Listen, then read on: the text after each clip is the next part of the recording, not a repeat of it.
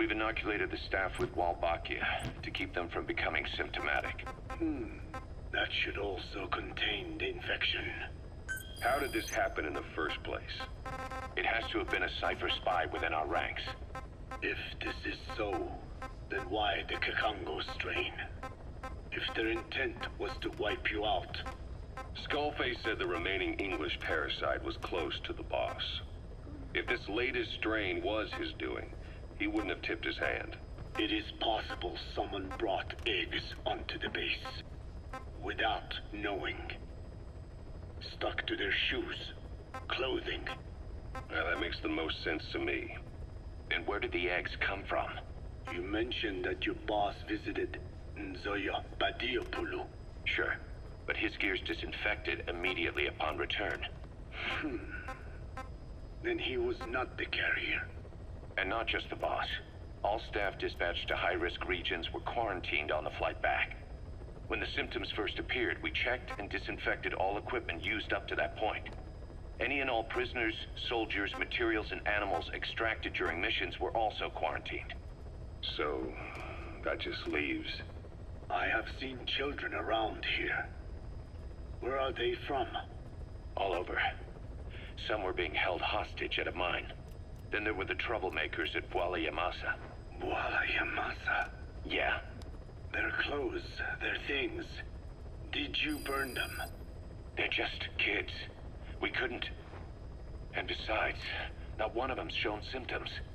The parasites don't infect prepubescent hosts. Their vocal cords are not fully developed. Well, if infection doesn't occur in children... It is possible they carried eggs on their clothes, and the infection spread from them. Check the kid's stuff. I doubt there is any trace left by now. But if there is, some of those kids must be close to hitting puberty. How could we have missed this? The name Yamasa got quite a reaction from you. I'm guessing the Kakongo strain was released in that village.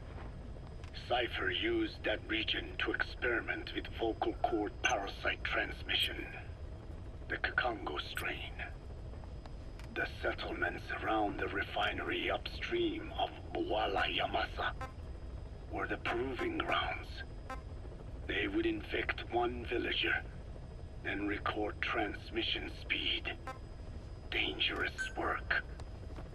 If they failed to contain the infection, it would slip into the surrounding regions. At which point the world found out about the parasites, making them useless as a weapon. Incredible they'd risk such a thing. The test site was densely populated too. A terrible place for such experiments. No doubt, they thought burning everything would wipe away all traces. The settlements were covered in oil anyway. Who would wonder if one day they caught fire? And so it did. They burned it all. Living and dead. Those remains. But they miscalculated. Transmission speed was far faster than anticipated. It may have been the temperature, or hygiene standards, or perhaps the parasites reacted quickly to Kikongo. Whatever the reason, nearly all villages were swiftly infected, and the settlements reduced to mounds of corpses.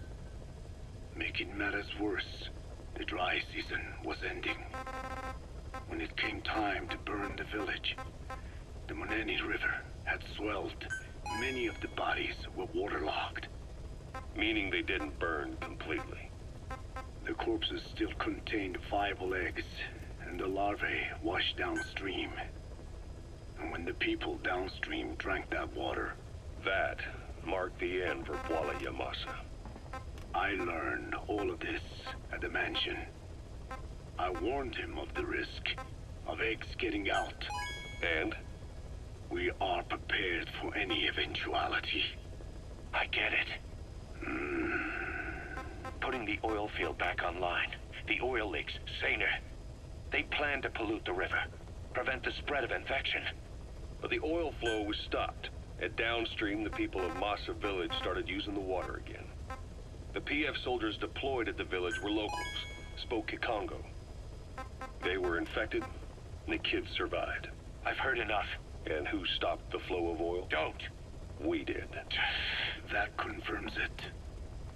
The source of the Kikongo strain infection was Massa Village. And the children brought it here. It is no one's fault. There is no blame to be cast. The parasites, they were tested in other regions? Their physiology requires that they be tested under varied conditions. Another test site was in Afghanistan. So it was the parasites there. Both the Pashto and Tajik languages are spoken in the mountains of Afghanistan, and population density is low. Ideal testing grounds for how accurately the parasites target only the specified language. It is also relatively easy to prevent the spread of infection. And the results? The first test, I am told, was a success. Once the Pashtun Mujahideen were infected with the Pashto strain, they were all but wiped out. The Hamid fighters at Smasseh Fort. It was doubly successful. No Tajik Mujahideen or Soviet soldiers became symptomatic. So the parasites proved to be effective. What about the second test?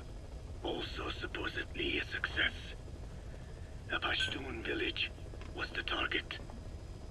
However, the original aim was to obtain samples of the infected. In this, they failed. And the village? The Soviets enacted a standard scorched earth operation. That must have been the village where Malak lived, before being held captive at La Marjate Palace. Having had more time to think on it, the details shared with me may have been false. They are madmen who would do anything to cover up the truth. They certainly seem to like tossing their problems in the fire. As a boy, Skullface's life went up in flames. Perhaps that is what fuels his fixation with fire. Your Wolbachia stopped the infection all right, but I still don't get it. How can a few bacteria change males to females? I know they're only bugs, but... It is not such a rare thing in the natural world. Many insects and nematodes are infected with Wolbachia.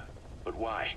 They nest in the cell cytoplasm of the host, even in the egg cells, with the result that the offspring are born infected. Mother-to-child transmission. However, Wolbachia cannot nest in sperm because they do not have cytoplasm. So even a successful infection of a male ends after a single generation. This means the Wolbachia must resort to maximizing the population of infected females. Sounds like an ethnic cleansing campaign on a tiny scale. Gender change from male to female is their survival tactic. So more females means more Wolbachia carriers, so it can keep thriving in the following generations. But the parasites in a human host are supposed to be a mating pair. If there's no male, there'll be no offspring at all. It's killing itself. Slow down. This tactic is intended for environments where a single male can copulate with multiple females. Originally, the Wolbachia did not infect the vocal cord parasites. I created a mutated strain, modifying the Wolbachia so that it could infect monogamous pairs. The Wolbachia's greatest multiplying tactic, the male-to-female change, worked against itself in the monogamous parasites. Just as you said. Then, I performed repeated selection of Wolbachia strains until I achieved 100% certainty of male-to-female conversion. Creating female-female pairs. unable to reproduce. And you say the Walbachia affects the host of the host, that is, us, cutting off our means to reproduce? It is almost certain. Of course, we will not turn female. After all, mammals possess no natural gender-changing function. But some Wolbachia strains can cause cytoplasmic incompatibility in the host. Is that some cell deformity? Put simply, it means the altered sperm of infected males kill the female's egg on contact. And that's happened to us? Yes. And yet, what occurs in humans is not just simple CI. To date, there are no cases of Wolbachia affecting humans. The fact that this strain causes this effect, is it the vocal cord parasite's affinity with humans?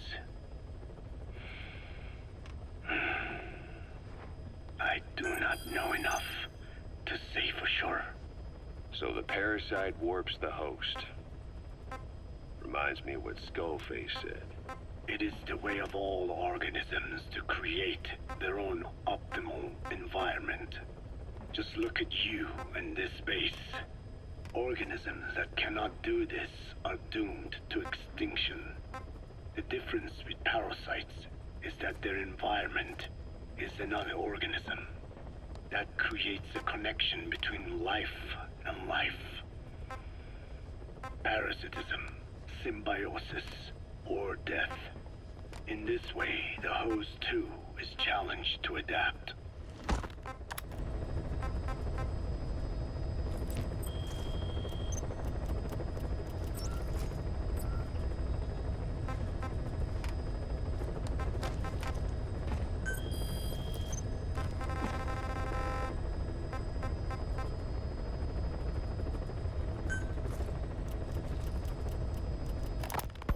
About this OKB-0 Emmerich was talking about. Its location and features match the citadel in the mountains northeast of the Soviet base camp. Built during the time of Alexander the Great, it was left in ruins following one of Genghis Khan's campaigns. Its occupants changed time and again due to war, and it was expanded on more than one occasion. Ultimately, it fell into the hands of the Soviet philosophers. The Soviet army was using it as the headquarters of its Afghan invasion force. But it would seem that Skullface's connections with the philosophers gave him license to develop Sahelanthropus there. And that's what Emmerich was doing at the place, before he got the axe. But OKB is a designation the Soviets use for weapon design bureaus. There's no way they'd have one of those in Afghanistan. And, in principle, the numbers that follow OKB are always integers above 1. There is no 0. Perhaps this was a secret facility of the Soviet and Chinese philosophers dating back prior to World War II. Though it's more likely Skullface just picked a fake name that more or less fit the Soviets' pattern. He doesn't go there often, but he sure as hell won't miss this. They use the heliport on top of the tower for his visits. Start by heading for the heliport. Then wait for your chance to make contact with Skullface. It seems Sahelanthropus's armor is made from depleted uranium. That offers some serious protection. The U.S. military is planning on using it for its main battle tanks, too. Maybe that's where Emmerich got the technology. Uranium? They're using nuclear fuel for armor now? No. What they use for nuclear fuel is uranium-235, which is extracted from natural uranium. Depleted uranium is a byproduct of that process. Sort of like the leftovers, I guess. The garbage. Uranium-235 makes up 0.72% of natural uranium, whereas depleted uranium contains only 0.2%. What are the benefits of using it for armor? It's a pretty short list. Uranium's a heavy metal, like lead, meaning it can hold a greater amount of kinetic energy. But it also boasts a hardness closer to tungsten. That makes it an ideal material to use for, say, armor-piercing ammunition penetrators. But it's not the best choice for armor. Its volume is less than that of ceramics, but for an equal weight, you could end up with less protection. So why use it then? According to Emmerich, it came down to him being unable to source ceramics technology from a manufacturer. Plus, Given that it's an upright walking vehicle, he wanted to reduce the bulk of certain areas. Despite all that, depleted uranium still makes for some tough armor, and Emmerich says it's been proven in live fire tests. It stops most Soviet tank shells.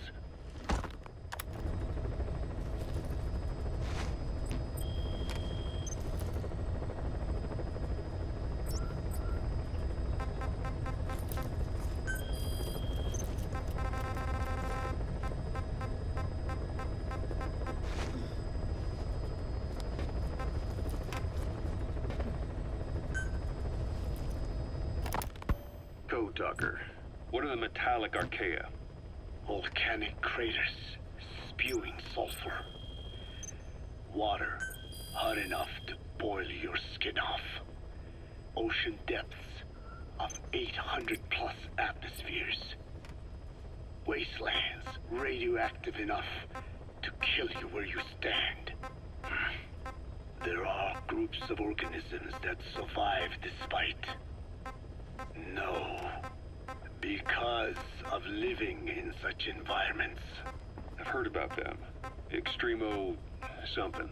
Extremophiles. By selecting certain species, then subculturing and repeatedly modifying them, I created a metallic offspring of pure archaea. They subsist on metals rather than organic matter. And some of them even consume uranium? Yes. Uranium enrichment archaea metabolize only uranium-235. As a result, they produce weapons-grade enriched uranium. How is that possible? Consider how plants fractionate carbon isotopes when they conduct photosynthesis. Nature possesses abilities beyond our imagination. So it was archaea that brought down your chopper? Corrosive archaea, yes. They oxidize metals, feeding off the energy in the electrons they receive. What became of the wreckage? We had the R&D team retrieve samples for study in airtight plastic containers, of course. Prudent. We shall extract archaea from it in good time. They should help you fight back against Blagana. Any chance we could start now? It doesn't have to be a lot. I might just have another use for them. If it's only a small amount you need. That's fine. I'll get the R&D team to assist. Let's go. South Africa was previously suspected of developing nuclear weapons. It already had a conspicuous presence at the UN because of apartheid and its armed expansionism. But when neighboring Angola and Mozambique became socialist countries in '74, South Africa felt hounded into a corner.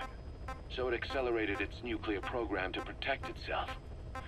3 years later, the Soviets discovered a test facility, and 2 years after that, an American satellite observed a flash in the southern Indian Ocean. It said this was South Africa conducting a nuclear test with the help of a certain ally.